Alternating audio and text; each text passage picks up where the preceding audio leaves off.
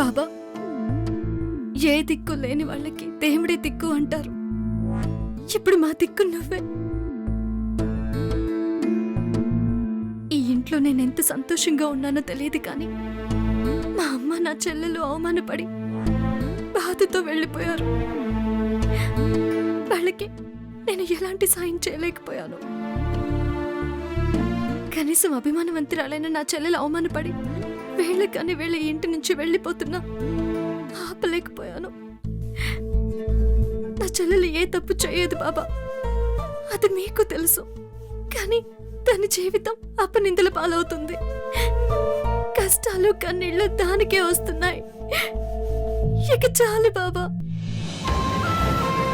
ఇచ్చిన మాట కోసం మా అమ్మ కట్టుబడి నిస్సహాయంగా ఉంది.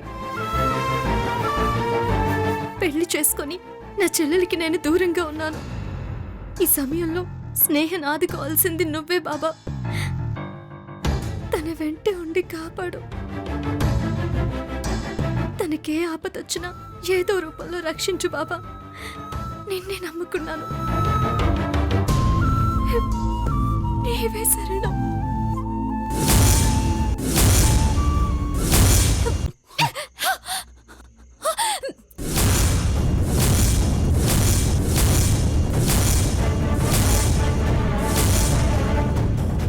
నా ఒంటిపై చేయేస్తే చంపేస్తా. ఇది నిన్ను కాపాడుతుందనుకున్నావా? ఇది నన్ను చంపుతుందనుకున్నావా? నువ్వేమన్నా పెద్ద ఝాన్సీ రాణి అనుకుంటున్నావా? ఎవడొస్తాడే నేను కాపాడడానికి? ఆ దేవుడు వస్తాడా? రమణు రా రా రా.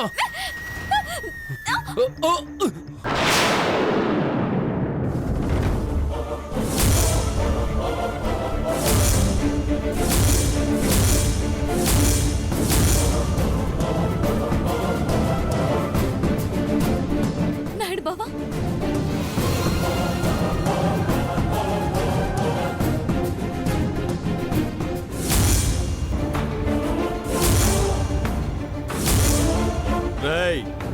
స్నేహాన్ని కాపాడడానికి ఆ దేవుడి దిగి రావట్లేదురా.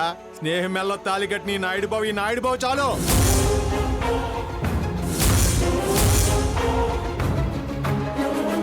అయినా నువ్వెలా వచ్చావురా? ఇదిగా నువ్వు స్నేహికి కోర్టు నోటీస్ పంపించినప్పుడే నీ మీద నాకు అనుమానం వచ్చింది. సిటీకి స్నేహం ఒంటరిగా వస్తుంటే ఇలాంటి ప్రయత్నం ఏదో చేస్తామని ముందే ఊహించాను నీ గురించి. అందుకే వచ్చానురా. నా అనుమానమే నిజమైంది ఇప్పుడు. అది నీకు అవసరం లేదని నువ్వే నాకు అప్పచెప్పావు కదరా. మళ్ళీ ఎందుకు అడ్డొస్తున్నావు? అప్పచెప్పి తప్పు చేశానురా. రేయ్, నీది నిజమైన ప్రేమ అనుకుని స్నేహి నిన్ను ప్రేమిస్తుందని అపార్థం చేసుకుని ఘోరమైన నేరమే చేశాను. నీ వల్ల నా స్నేహికి నేను శిక్ష చేశాను రా. తన జీవితం తల్లకిందులు చేశాను. అమ్మా, అలాంటి వాళ్ళది నిజమైన ప్రేమ కాదు, అది వ్యామోహం. ఎగ్జాక్ట్లీ చిన్నత్త. నిజంగా ప్రేమించుకున్న వాళ్ళు అలా చేయరు. ఎంత మనసు విరిగిపోతే కన్న కూతుర్ని పట్టుకొని మా దృష్టిలో చచ్చిపోయా ఉంటుందా తల్లి?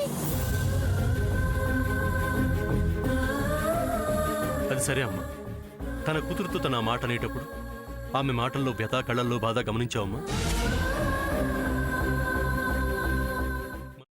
పెద్దబాబుకు బర్త్డే విషెస్ చెప్పు కూడా వెళ్ళాం కదా. ఊరికే ఎలా కాలిపోతుంది? మంట పెడితేనో పడితేనో తగలబడుతుంది.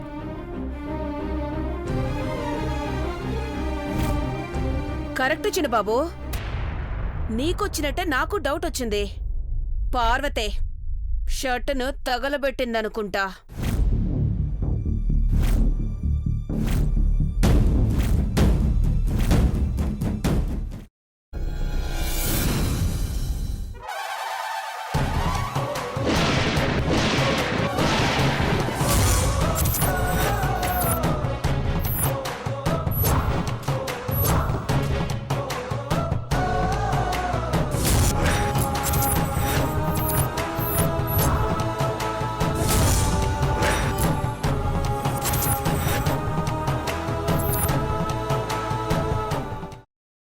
తర్వాత పొట్టు తీసేసి చాప్ చేసి పక్కన పెట్టుకోవాలి.